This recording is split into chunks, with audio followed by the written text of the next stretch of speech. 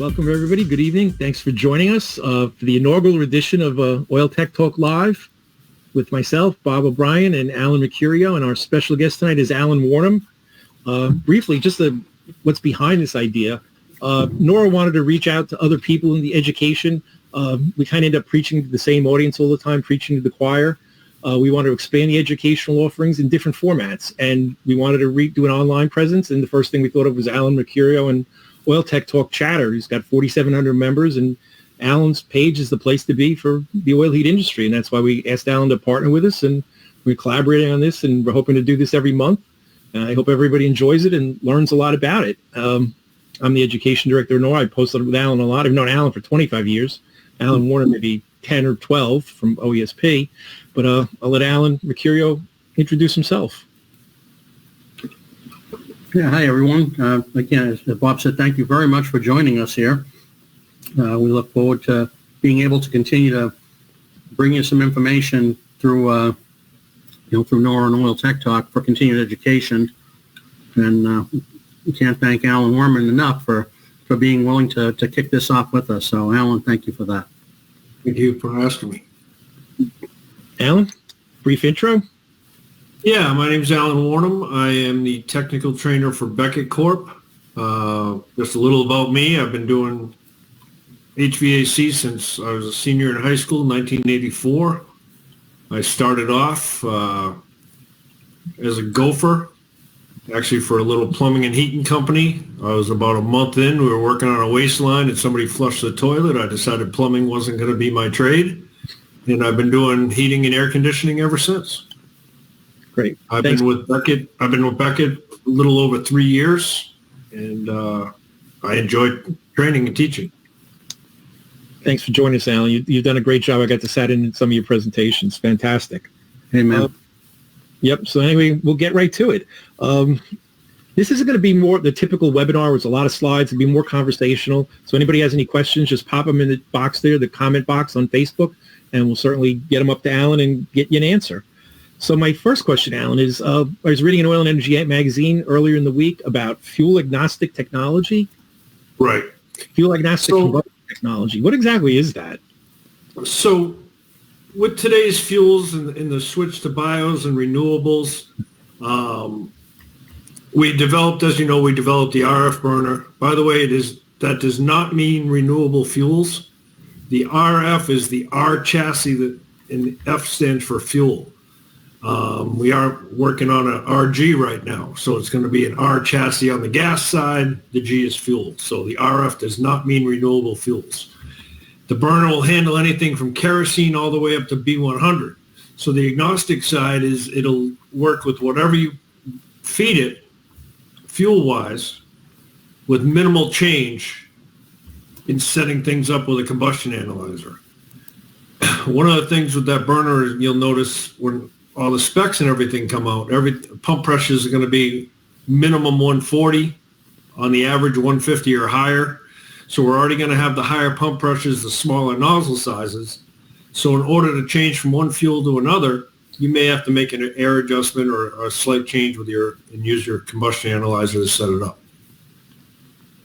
Right. I mean, it's good advice with anything. You always want to use a combustion analyzer when you're doing anything. Absolutely. You popped that up there so everybody can see about it. What else is new with the RF? So some of the nice things with the RF burner, for starters, it's using a lot of the same parts. One of the things we did learn from the NX was if you recreate everything from start, it takes a lot more training with the techs. They don't want to carry more parts. They don't want to carry more stuff on their truck. So with the RF, we're using the same pumps, the same motor, the same igniter. We actually have the nozzle assembly from the NX. But what we did do is we wanted to simplify it. So if you're using combustion air, it connects right to the burner. You see the little spot on the left there. It connects right into the burner. You don't need a separate air boot.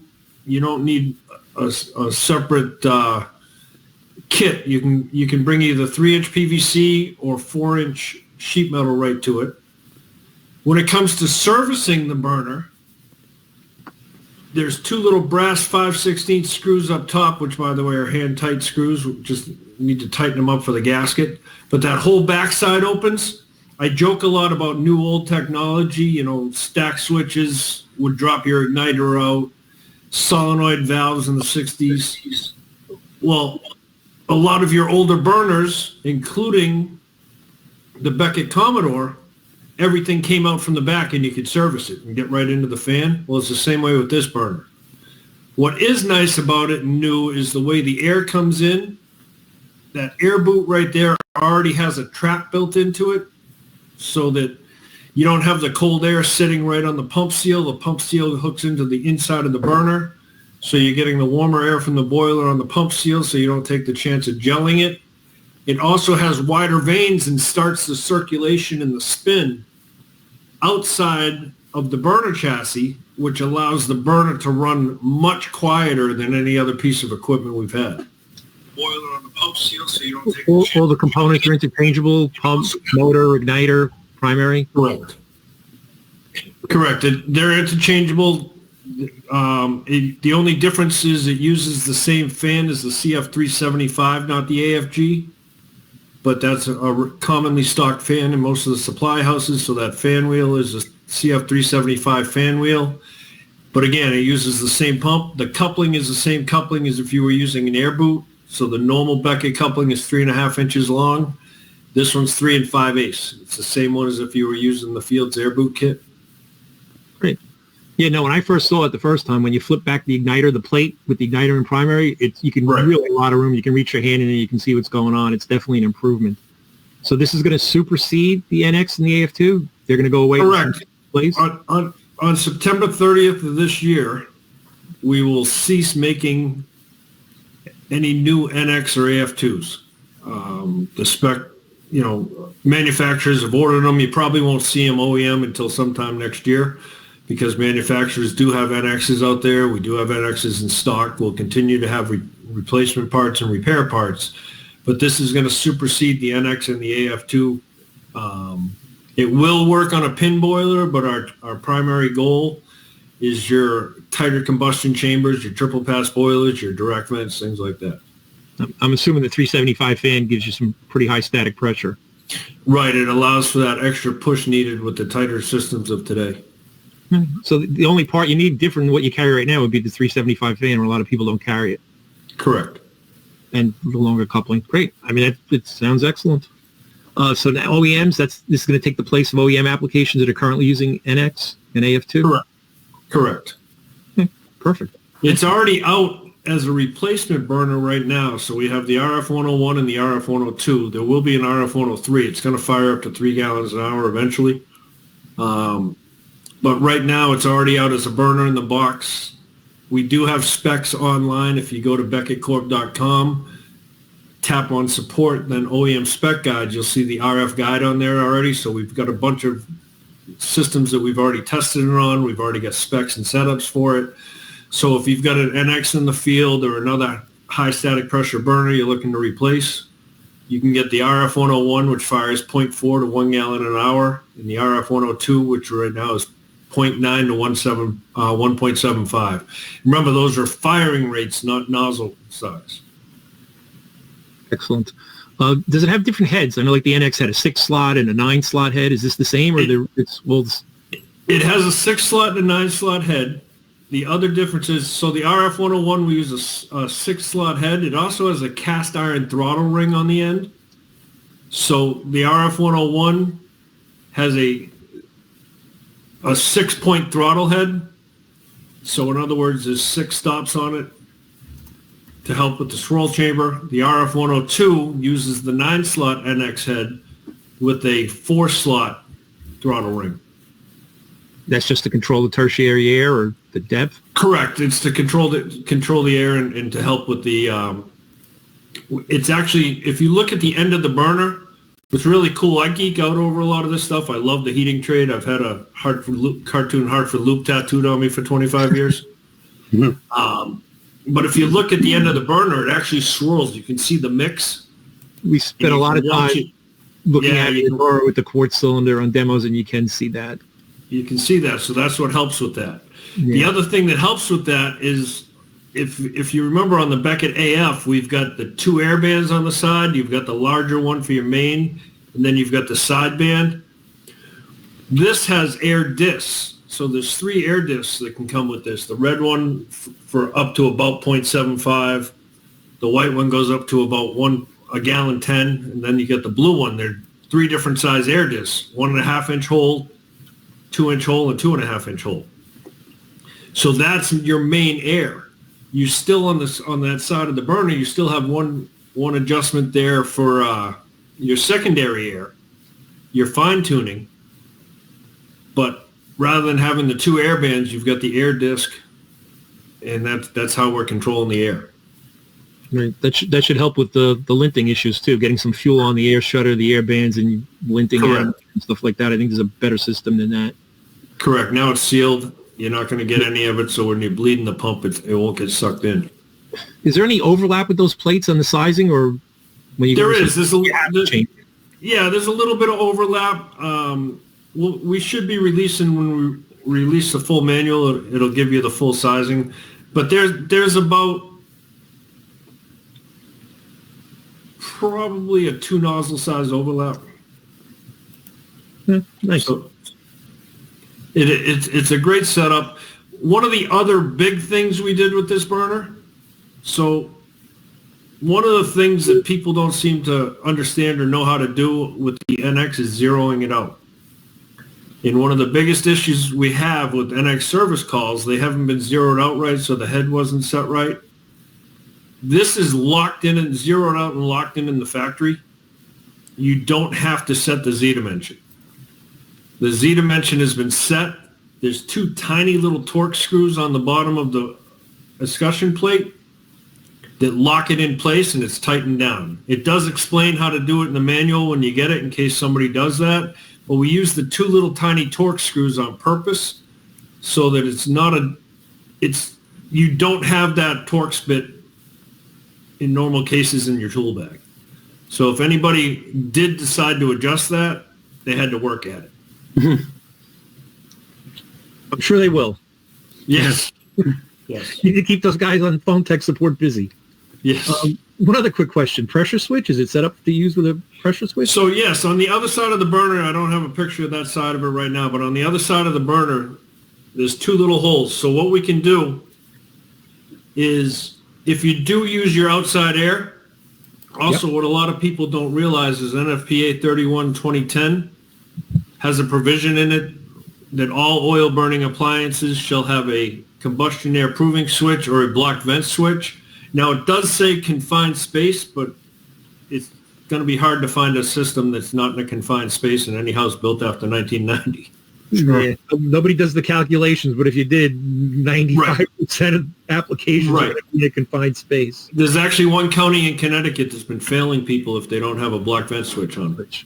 So what we have is on the other side, we have a setup. We have a plug in there. You can take the plug out. There's 2 little mounting holes. The air pressure switch comes with the mounting bracket, the switch, the barb fitting to replace where the plug is, and then 2 wires to run over to the 75-65 control, because we've got the 24 volt and the 120 volt air proving switch on there. So you run the 2 wires over to the 24 volt side, you set it for normally closed or block vent, and you're all set, ready to go. And if it trips, it would you get the error code on the control. Right, if it trips, you get the error code on. What's nice is we have the two air switches, 120 and 24. If you've got it set for block vent, so no matter which one you use, if you have it set for block vent, you've got the 8 lights across the front of the control, the air light. Mm-hmm. If it's set for block vent, it'll give you a yellow trouble light.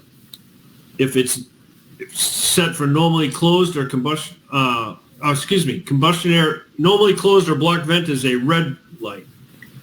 Combustion air proving or normally open is a yellow light. So it tells you, which one of your switches is open. Great. That's going to be a big feature, I think, going forward.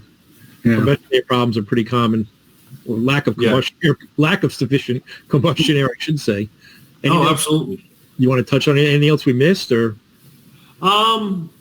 I think as far as the RF goes, if you get a chance to go to any of the shows or anything that is set up, or if you get a chance and you're anywhere near Sturbridge, Mass, reach out to me. Come listen to it run. You're going to be amazed how quiet it is. You know, that's the biggest thing the first thing they say is they don't even hear it running. And of course, if you set up a direct vent or any boiler properly, you have your distance between your breech and your 90. Now you're not going to hear that boiler run. Great. Any questions on Facebook land now? And I'm not looking at it. No, not yet. No. Looks like, and I actually, while you guys have been talking, I opened up another chatter session and just reminded everybody, hey, come on, visit. I put the live link and everything. So it looks like we have, somebody just dropped out. We had 3 people after I did that. Now we're down to 2. You scared them away. Yeah, somebody was like, holy crap, he can see that I'm here. So listen, for the 2 of you that are here, we appreciate it. If you have any questions, please post them in the comments. Yeah. All right. Good to go. We're good on the RF? We're good on the RF, I think. I have to say, when I first heard about it a few years ago, I was shocked. I thought the NX would be the last new American burner I ever saw in my lifetime, and that was 2005. Right. Which was kind of depressing at that point.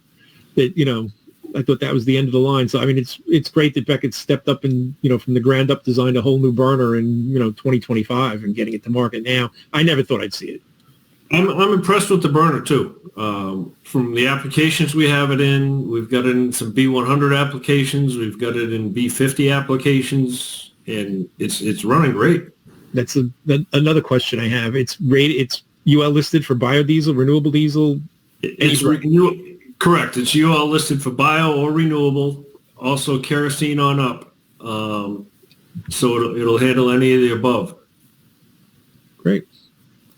Thanks. As you know, in order to make a burner bio rated, it's basically just the pump and the control. Yeah.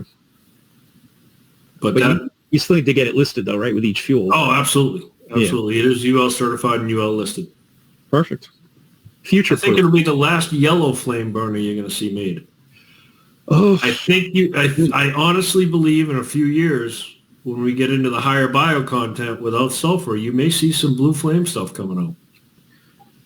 I feel like Charlie Brown. I've been fooled so many times. They pull the football away on the blue flame thing. The 1979-80 version iteration where it wasn't really ready for prime. The technology wasn't there to do it. No. At that and time. The fuel had too high a sulfur content. Yeah. Well, those were not condensing, the Blu-ray. What's that? I'm talking about the 1980 circa Blu-ray. Oh, yeah, the Blu-ray burner itself. Yeah. It's, the technology wasn't there at that point in time, and that, didn't work out so well. But, other people have tried introducing blue flame burners to the U.S. market and haven't had success. But I think you're right. In Europe, it's the predominant burner is a blue flame burner. They're low NOx, which there's more and more pressure on emissions. Flame technology reduces the NOx tremendously, with the exhaust gas recirculation. So I think you're right. I'd love to see that happen in the future. Europe, it's almost all of them. The UK is 98% blue flame. Hopefully people can get used to new technology. Well, that's the thing. It's not going to be the fuels anymore that hold us back. It's going to be people need to accept the technology. They need to accept the fuels, and they need to continue to learn on it. Well, training is that's really the reason we're here is the educational aspect of it to try to provide that. But yeah, training is always going to be the make or break with any product. And hopefully the third time's the charm for blue flame technology in the heating oil industry in the U.S. Yep. The first two, yeah. But anyway, yeah, that would be great. I'd love to see blue flame. Solves a lot of problems. It does. Yeah, and going forward, I actually see condensing appliances not quite, but you're pushing the envelope on AFUE at this point. So if there's any pressure to increase AFUEs, there's some stuff you could do, with the existing technology. But at some point, if you're going to get up there, you need to go with condensing. But we'll see what happens. Yeah. Thanks. I think next we wanted to touch on the tank to flame. Okay. And so see it all the time. What is it? Okay, so tank to flame. obviously you get the first part of it, which is exactly what we say. One of the nice things about Beckett and some of the acquisitions we've made, so we're able to go from the oil tank to the oil tank components, the gauges, the fills, the vents, your fire-o-matic, come out with your higher efficiency filters and run that all the way right down to the burner, to the flame. So we've got you covered tank to flame, the parts in between, what you need. The other thing that actually means, in one of the things it says here in the slide we've got up, so run that all the way right down to the burner, to the flame. Oh, I'm getting an echo. Sorry. Yeah, I think that might be Alan. Covered tank to flame. So what you need. It's to help you reduce your service calls, to help you feel confident about a product, about a company. You know it's all coming from a company that's been out for years. It comes from a company that's confident, you're confident with. And it's all bio-certified now, the parts that we have. We have all bio-certified parts. From the polymers that are used on the float for the tank gauge, we have the B100 fire-o-matics, spin-on filters. What a lot of people don't know is that when it comes to cartridge filters, there is not one cartridge filter out there that is bio-rated. The filters themselves are not. The gaskets are, but even at that, you don't get the little gasket for the nut on the bottom of the Westwood or the Generals or any of those filters. That gasket on the bottom is B5. So with the spin-on filter, as you're coming in, if you get the bio-rated spin-ons, you're B100 certified, and you're replacing the canister every year. So you don't have a canister that may possibly leak. Then we move down the line, and we've got the Tiger Loop, which is bio-rated. Every overhead oil line is going to require a Tiger Loop. We need to get rid of the two-pipe systems. In fact, NORA's research itself has found that most of the pump bindings are on two-pipe systems. Or outside tanks, or both. Right. And one of the things about your two-pipe systems, first of all, the amount of fuel it's moving, you're moving 17 gallons an hour through that pump. So you're bringing all that material and microbes and whatnot from the tank through that filter first, through your pump strainer, then back, mixing it all back up again and sending it down the line again. So when you go to something like a Tiger Loop and a bio-certified Tiger Loop, now you're only pulling the amount of oil out that you're using. So say you're using a gallon an hour, you're only replacing a gallon an hour. The rest of that fuel is getting heated up and warmed up, which, by the way, bio is thicker, so it helps keep the fuel thinner. It helps keep the fuel burning better and atomizing better because you're warming up anywhere from 23 to 28 degrees on the fuel from the friction of the pump, and you don't have a line that may leak that you can't test. So we're able to take all those products from the tank all the way down to your B100 certified burner and run it. So everything in between, filters, fire safety valves, everything's all being rated. Correct. And the thing is, people need to tomorrow proof today. So in other words, you don't know what your bios are. Now you get a lot of states like Connecticut, New York are B10, Rhode Island's B20. Up here in Massachusetts, we're the Wild West. We don't have any specs, so we're anywhere from B5 to B80, anything in between. So if your products are only rated for B5, if you get the old fire-o-matic links, the old fire-o-matics with just the circle on them are only rated to B5. The original Tiger Loops are rated to B5. So if you're running B10 or B20 and you're not having bio-rated products, you're accepting liability. So we want to make sure we have you covered everywhere down the line. Yeah, no, I mean, that makes sense to future-proof it on a rolling basis, converting as you change flex lines, as you change filters, correct, upgrading to bio-rated components so you're ready at that point.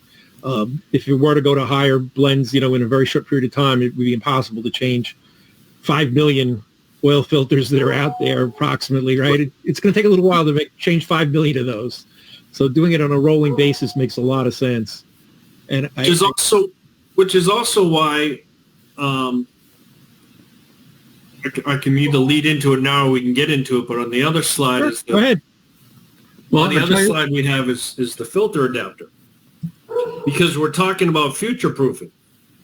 So there's a lot of older tanks out there that it doesn't make sense to try and spin a filter off. I don't know about you, but if I've got a 15 or 20-year-old tank, I don't want to try and spin the existing filter off so I can put a spin on there. Because as you know, the cartridge filters are about 70% efficient. The spin-ons are about 95% efficient.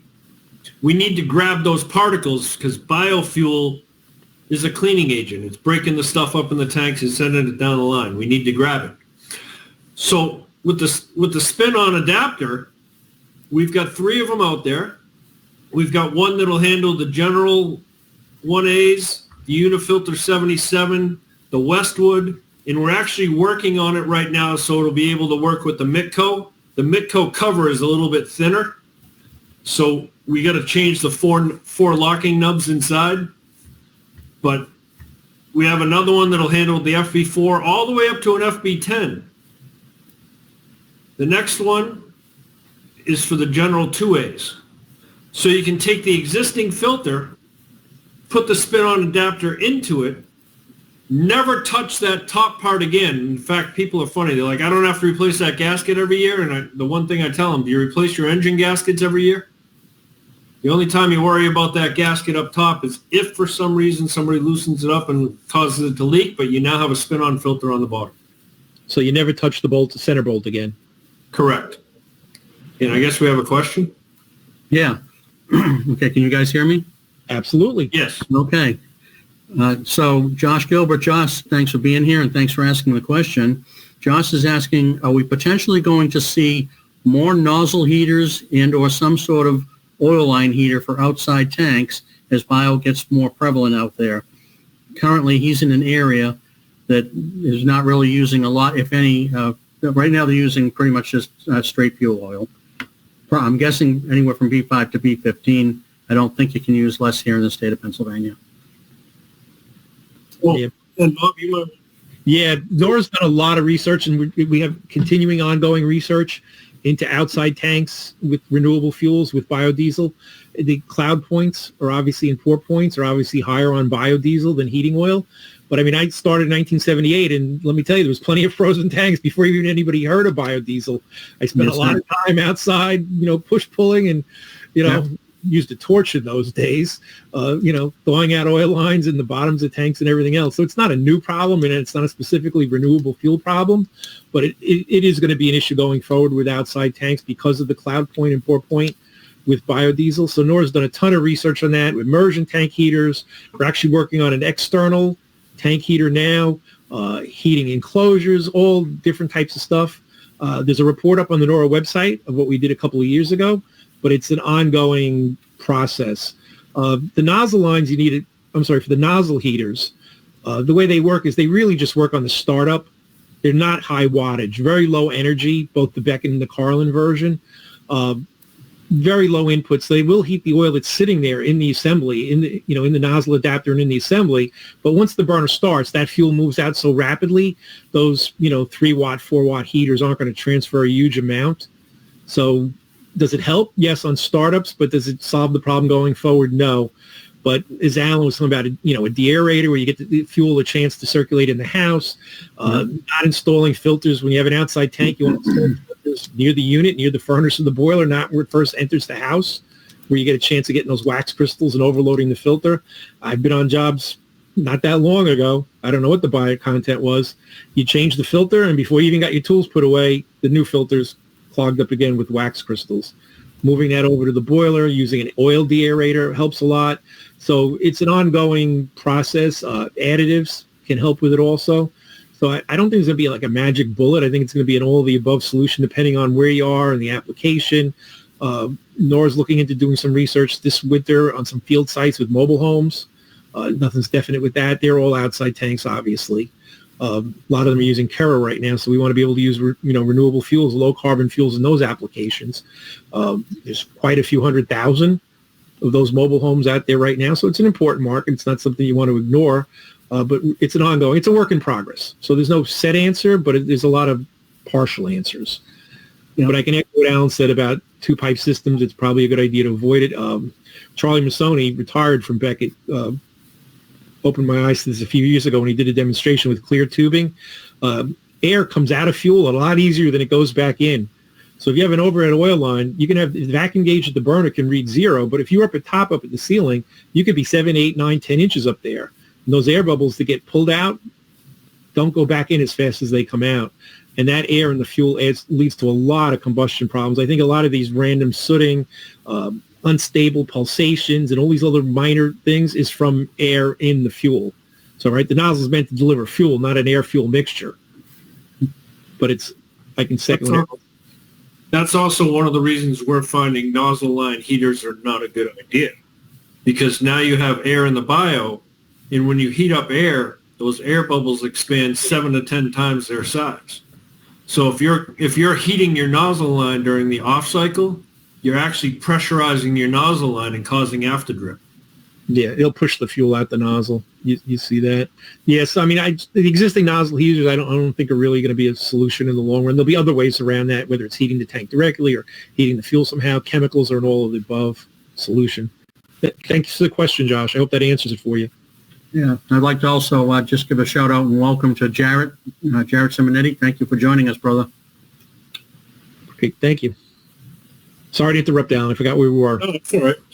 So the other nice thing about the spin-on adapter is it will accept both your normal full-size spin-on filter, the original Beckett or Westwood or the Garber, the Mitco. It'll accept that filter.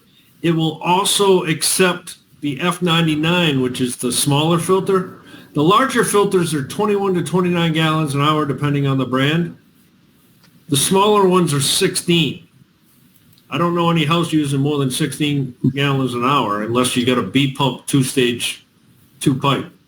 And because of the height, you can get them on where the general 1As are, where the unifilters are. It'll allow you that height to fit on there, or even with your under tank valve. So now you put the spin-on, you've gone from 70% efficient to 95% efficient. You're bio ready. You know, like I said, there is not one cartridge filter out there that's bio approved. So you future-proof yourself. Make sure you get those bio products on there. Yeah. If you are using spin-on filters, do not dip your finger in the fuel and put it on the gasket. So in 2006, when we went to ultra-low sulfur diesel, the dye changed a little bit too. If you notice anywhere there's a leak, like around an old leaky Firematic or a filter, it's sticky. That sticky is the dye in the fuel. If you're dipping your finger in the fuel and wiping it on the gasket, you're gluing it in place. Vaseline or plumber's grease, any type of non-water-based lube, so you don't stick those filters, stick the filters up to the canister. Been there, done that many a time. Everybody thinks everybody over-tightened them. Half the time it's just because they dipped their finger in. I wouldn't need those giant channel locks otherwise. Right. But I can agree with Alan. Spin-ons are a superior product from the cartridge side. They just do an all-around better job. And you're changing the canister every year.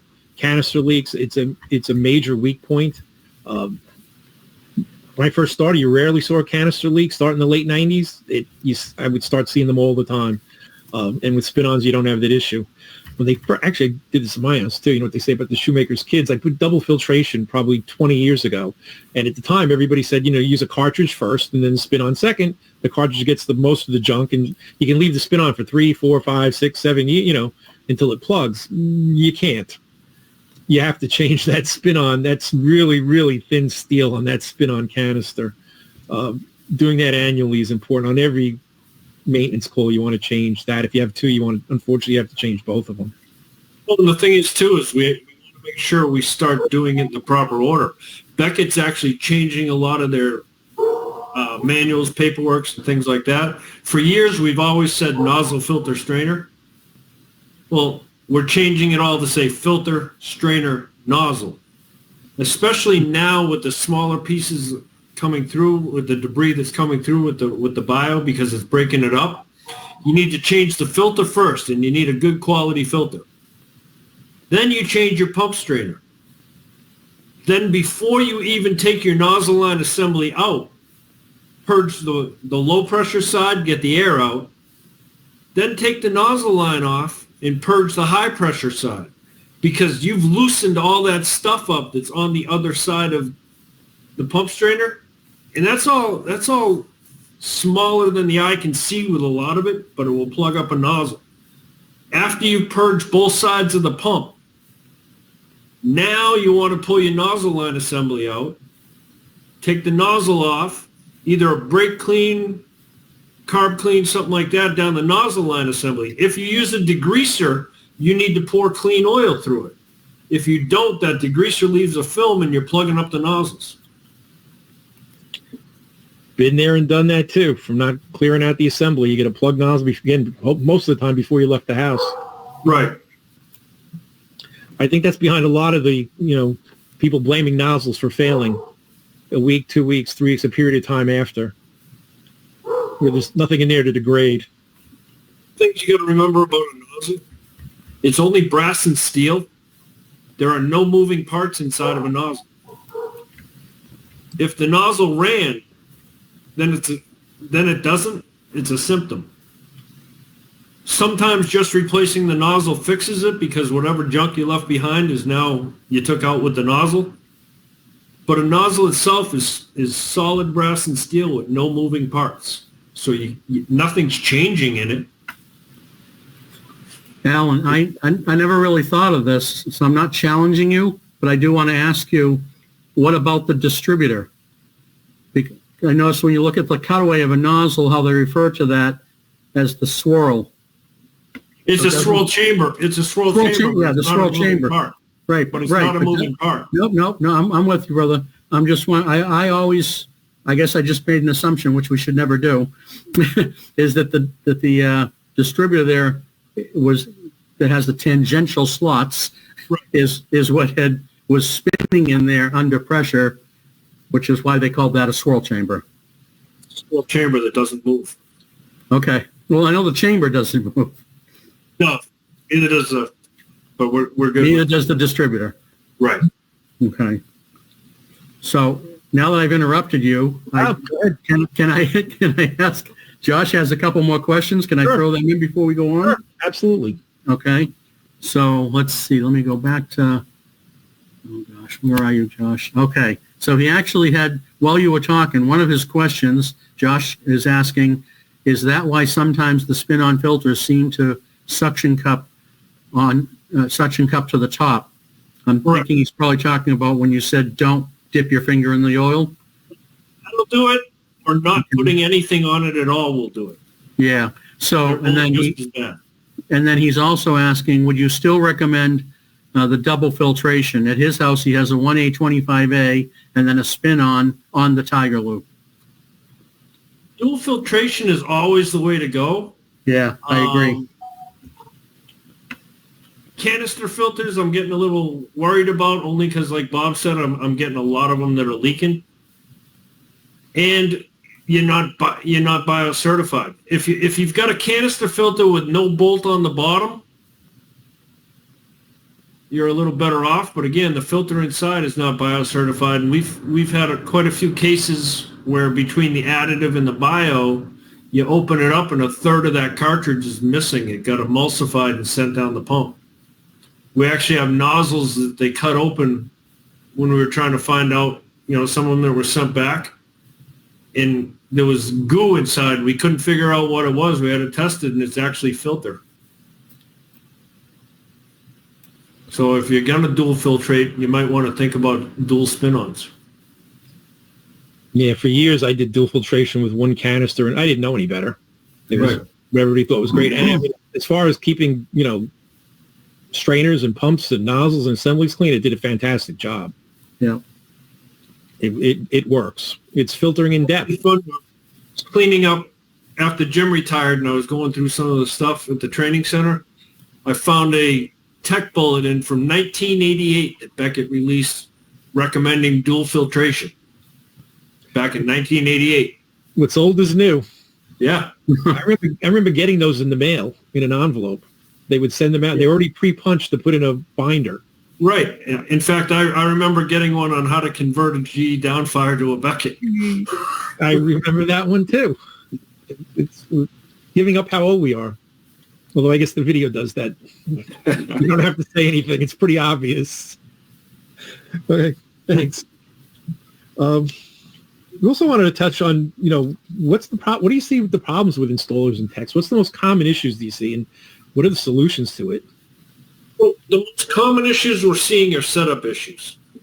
One of the things I tell people, whether it's our burner or a competitor's burner, don't take for granted that just because it's new and out of the box, it's set up properly.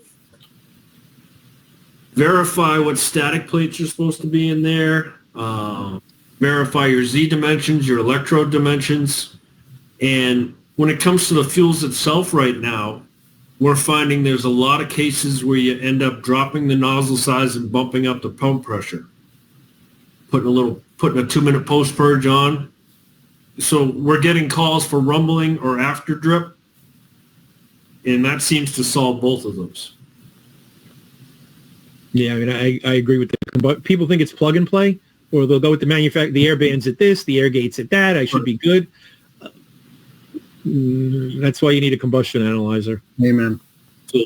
I would add to verify the pump pressure also. Make sure the nozzle's tight. I've had both of those on OEM burners, every manufacturer. Yeah, things I stress too in the class, bringing up pump pressures. In today's world, you absolutely have to have a pressure gauge and a vacuum gauge. All replacement pumps come set around 100 PSI. How many pieces of equipment today have specs for 100 PSI? You have to not search a whole lot. Yeah, you got to search the book to find one. Yep. Yeah, I mean, even Wheel McLean, a lot of theirs came at 100, but even they're retesting stuff right now that they're getting their biocertification, and those numbers are going up. Yeah, they're going to have to.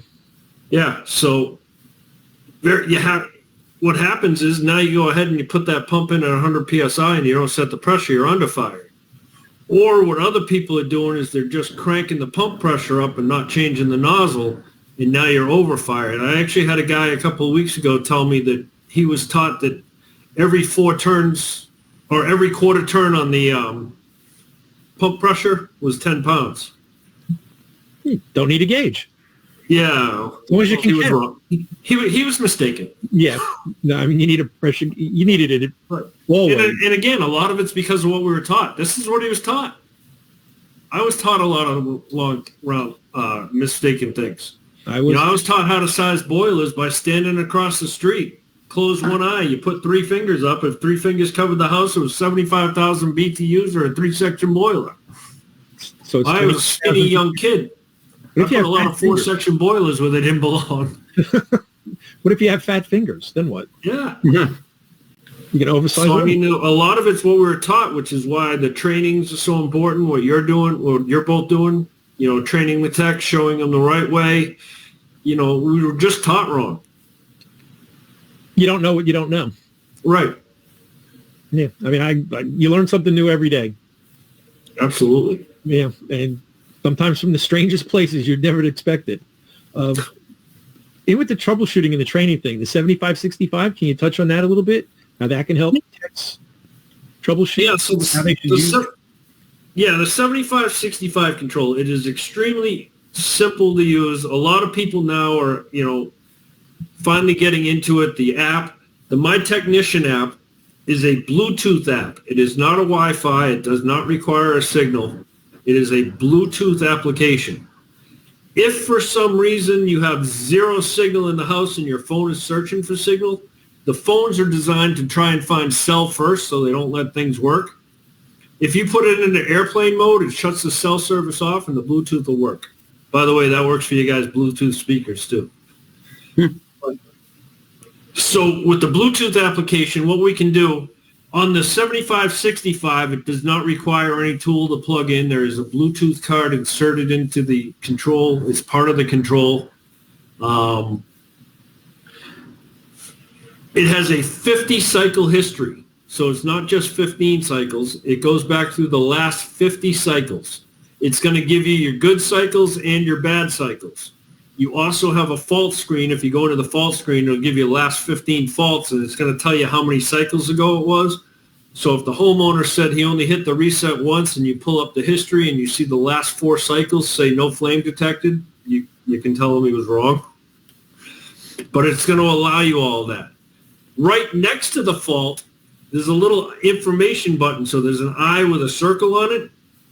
If you tap that eye with the circle, it's going to tell you what to troubleshoot for that particular fault.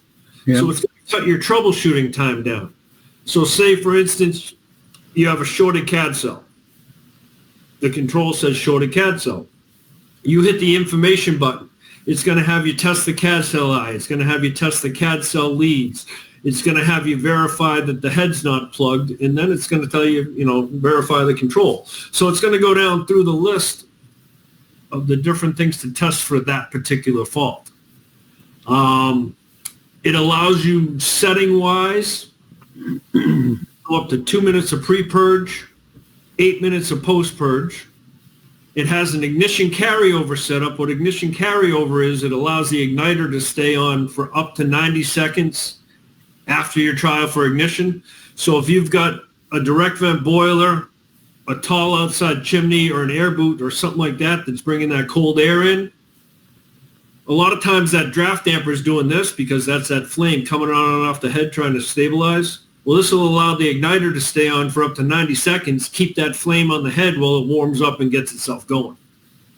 I tell a lot of people to have a minimum 15-second pre-purge, 90-second ignition carryover, and 2-minute post. The other things you can set on that, you can set for intermittent or interrupted ignition. You can set the amount of retries or how many times it's going to push the button. It has relight or recycle. So most of your controls out there today are recycle control. If you lose flame, it's going to go through its post-purge, wait 60 seconds, and then try and light again. On the 7565, you can set it to relight. And again, that's for the direct vent systems, the cold air intake, that tall outside cold chimney. Because what it'll do is if you lose flame, you're not going to have the boiler cool down while it goes through its off cycle. It'll automatically go back into trial for ignition, retry. If it doesn't satisfy in trial for ignition, then it'll lock out. The 120 volt and 24 volt air switches. Again, on the 120 volt air switch, what I tell people a lot of times, it works phenomenal on power venters. One of the hardest things to troubleshoot are electronic components. We already know that. All the discussions we've had about igniters and how to test igniters and electronics, because what electronics will do is they'll heat up, they won't work, they'll cool down, they'll work. The electronic timer on a power venter, you end up replacing half the burner before the timer finally dies. Well, with the 120 volt air switch, you come off the motor wire, you T one side of the motor, the other side goes up to T1 on your power venter. T3 comes back down to the 120 volt air switch. Now, if you have a problem in that power venter, you've got 8 lights across the front, which I'll get into in a minute, but it's going to give you an air pressure light. So you know the problem's not at the burner. You never got the power from the power venter. And that also allows you the 24 volt power air pressure switch, because whenever you put a power venter on, you have to have a block vent switch. So now you can run a thermostat wire up to a WMO1 and you're done. It hooks it all up right nice and neat into there. You've got the 8 lights across the front. You've got a system light, which if the system light is not lit green, you got no power. You got a TT light, thermostat light. If that's not lit green, there's no call on thermostat. You got a limit light. If that's not green, your limit's holding you out. You have an igniter light, ignition. If that light's not lit green, your igniter's not working. If it's lit red, you've got a bad igniter. or a coked up head. Your motor light, if that's lit red, you got a bad motor or pump. You can find out which one these are simply by going into the app, go into the history, and verify what it is. Before you touch a tool, whether it's our control, Carlin's, Honeywell's, I don't care whose control you're using out there. Before you even touch a tool, look at the history. In most cases, it's going to tell you what's going on. It'll tell you if the valve isn't working on the solenoid. It'll tell you the igniter. It's going to give you... One of the best things I like about this control, one of the things it gives you is how long it took to light. So you've got 15 seconds in most cases for that burner to light before you get a fault. It should never take more than a second for your burner to light. So if you're noticing it's lighting in 2 seconds, 3 seconds, 10 seconds, you've got a problem. You're going to find that out in the history. You're not going to find that out working on the burner if it doesn't do it in front of you. Yeah. The only way you're going to know is the homeowner finally calls because it took 14 seconds this time and about blew him out of his chair when it lit. That gets their attention. It does. Yeah. But now you can see that information. How long did it take to prove the error?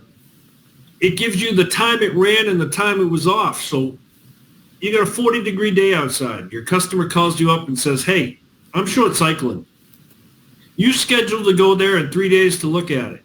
Well, we all know the way the weather works around here. It can be 40 today and -5 in 3 days. That boil is running full out. It's not going to short cycle for you. Go ahead and look. How long was it on? How long was it off? Anything under a 5-minute run time and a 7-minute off time is short cycling. It's preferably 7 minutes or longer on, 12 minutes off, but you're not going to see that in today's houses. Oversized and overfired, unfortunately. Right. It's tough. Yeah. Right. But you'll be able to see that short cycling.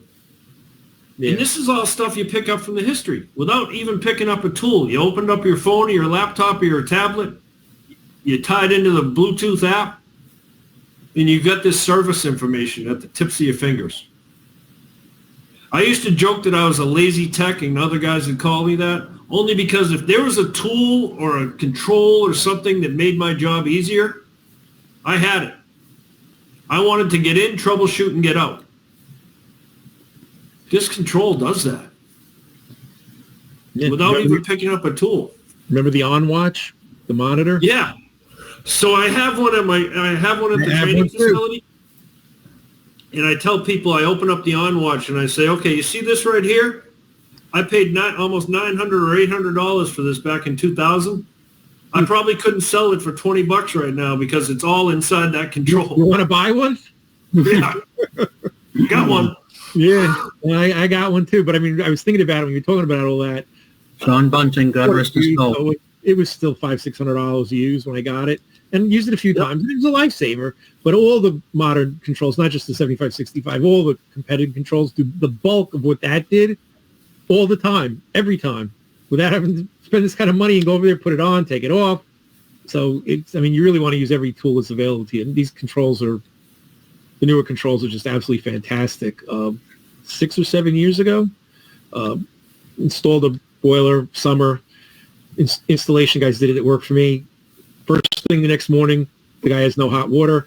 Whatever, got to go over there. I assume they didn't pull the line or change the filter. I'm pissed. I get there and the control's flashing oil valve.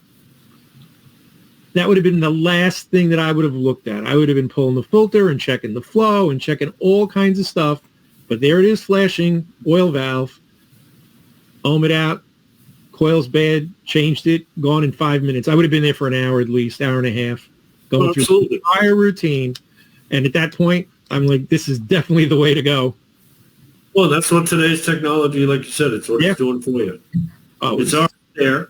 And what's funny is these controls that will do this are less expensive than the 8184G that people are slapping on that's been illegal since 2010.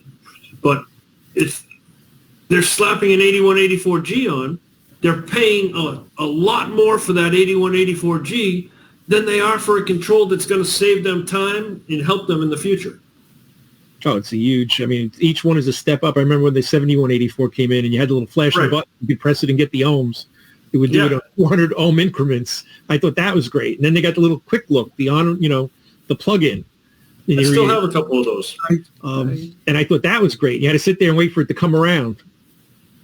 And you get the ohm reading. And then, 7505 and the other ones, I thought that was great. But I mean, you brought up a great point with ohms. People can't be using ohms to set the burner up anymore. No. The days of setting it up by eye, and I was always taught 350 to 600, 350 to 600. Mm-hmm. That's where you want to be. Well, the only thing you're going to really use ohms for right now is troubleshooting a delayed ignition. So when the burner finally starts, if the ohms are relatively steady, you had an ignition problem. When the burner starts, if the ohms are going up and down, you got a fuel or air problem. So you can use the ohms for troubleshooting that, but you can't use the ohms for setting the burner up. No, the biofuels. And a lot of people don't realize that no two CAD cells read the same. They're not scientific instruments. I mean, what do they cost? They're cheap pieces of equipment. Biodiesel is less luminous. It emits less light in the range that a CAD cell reacts to. So NORA's doing a lot of B100 field testing, and it's typical to see 1,000 plus, even as much as 2,000, depending upon the application. It's perfectly normal. It'll run with any of the newer controls perfectly fine at that level. But I mean, it's really a training thing. Everybody said the same thing, over 1,000. There's something really wrong. You got to do that. Check into it. There's something not right there, but that's not the case anymore with the modern fuels. You can be over 1,000 and even 2,000, depending on the application, the appliance, and it's perfectly normal. The other numbers are all in spec, and these jobs are out there. Some of them have been on B100 for 4 years almost at this point. Absolutely fine. We're just about at the hour. You have anything to? Yeah. Want to make sure I don't, you guys know I stink at multitasking, so I want to make sure that you guys both probably want to say hello to Dave Bassett. He's actually was one of the first ones that signed in. He's been with us from the beginning of this. So hey Dave. Hello to Dave. Thanks for stopping by. So anything we want to wrap up, Alan? Any last points? No, I'm looking at this. The biggest thing we need to do is we got to make sure that everybody learns to work with the fuel and not condemn it and work together. Because as technicians, it's up to us to keep this going. If homeowners see us complaining about it, the first thing they're going to do is run away from it. Absolutely. I mean, the technician's the ambassador of the entire industry, not just the company they work for. And the fuel's the fuel. And as you said, it's mandated, B10 in New York, B10 in Connecticut, B20 in Rhode Island. It is what it is. It's like complaining about the weather, getting used to it and working with it. It's really not that much different. There's some slight differences, but it's not a huge thing. I think we're good. We're just about at an hour. Anyway, I wanted to thank Alan, both Alans. Yeah. The people who visit us live here. It's going to be available on YouTube and both on Alan's and the NORA page. It's going to be a monthly event. August, we haven't picked a guest yet. It's going to be a surprise. But September is going to be John Dunleavy from Carlin Combustion discussing what's new up there. But anyway, thanks again, both Alan. It's been great. I think pretty good for an initial first shot at it.